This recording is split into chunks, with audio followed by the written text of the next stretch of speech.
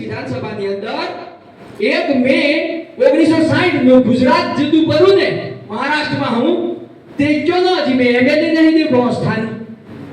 आज आप या बताओ ना तालुका का बीजो करे साहेब आज के है तो कोती न करे साहेब आज के है तो ऑफिस आवना न तो एना હું એના સાહેબ ને પોતાનો મિલી દક્ષિણ ગુજરાત હો નેતો થાવા આવે ચલો આપણે એને આપણો કન્નતા વિદ્યાર્થી કરો પણ દરેક વખત ઇતિહાસ જોતો વધતા બાર નાવી આવીને 102 તાલુકો ઉપર રાજ કરી ગયા ત્યારે આપી કેવા આયા વોટ આપણી નોટ હોય નહીં વોટો આપણી નોટ હોય નહીં અને છતાંય આપણે સાહેબ સાહેબ કરવાનો આપી છૂટેલા આદમીને આપી કેમ કરી સાહેબ કહીએ એ તો સાહેબ હું મારી વોટ તો છૂટેલો હે તમને એવો કહેવાનો જનબરા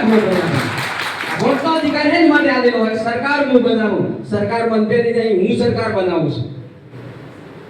એટલે બધા નક્કી કરજો આવનારા સમયની અંદર એક વોર્ડમાં આપણો ઉમેદવાર ફાઇનલ ભલે પીચ આમ કેદમ પાદર નો વેડી દો શોટ હોય તો શોટે ને શોટે તો કોઈ ન પણ ફાઇનલ કરી દેતું હે કે બધા ટ્રેક્ટરમાં તાલુકાની અંદર 22 સીટો ઉપર કેન્ડિડેટ ઉતારવાના આપણા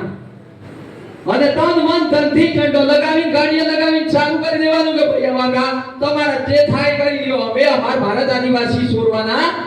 નહીં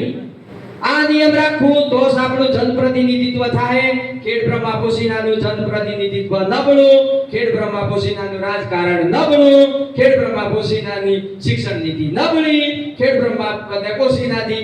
જે તમે સમસ્યા જો એ બધી સમસ્યા આખા દેશની ઓનો તાલુકોમાં મળે અને આ માયરો સંયોજન હે ને બધી કુપોષી કે સિવિલમાં મુજબ કાયમી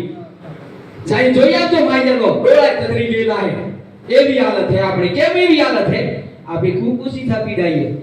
ને હોજ ભરે 10 વાગે નો આવીને જોવું હોય તો જોઈ લેજો આ પત્રકારો કે કા તમને કહું વિડિયો બનાવો અને દિલ્હી સુધી વિડિયો પોકવો જોઈએ કે ઇતિહાસ અને હિસ્ટ્રી ને કોઈ પીએચડી થાવું હે ને મજૂર વર્ગ ઉપર તો ખેરમાં આવી જાજો તો મજૂર વર્ગ ઉપર પીએચડી ની ડિગ્રી મળી જાય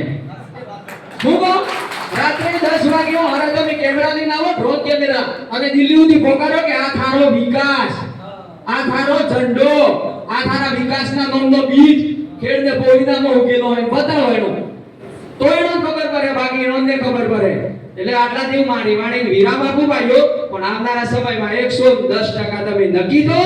અને કોઈ પીછેહટ ન કરો અને આ મેદાન હે એ આપણી ભૂમિ હે અને જ્યારે મેદાનમાં ક્રિકેટ રમવા કે વોલીબોલ રમવા જઈએ એની વેળ હું કોઈ બીજા પારકા મેદાનમાં જઈએ તો આપણને હાર સ્વીકાર કરવી પડે અને જો પોતાની જમીન તૈયાર કરેલી પોતાનું ખેતર ખેરેલામાં જો બીજ વાવું તો 100% ભૂગો કે સાથી ટોકી નાખીને હેરી જાવ કેમ કે હું એનો ખેલાડી હું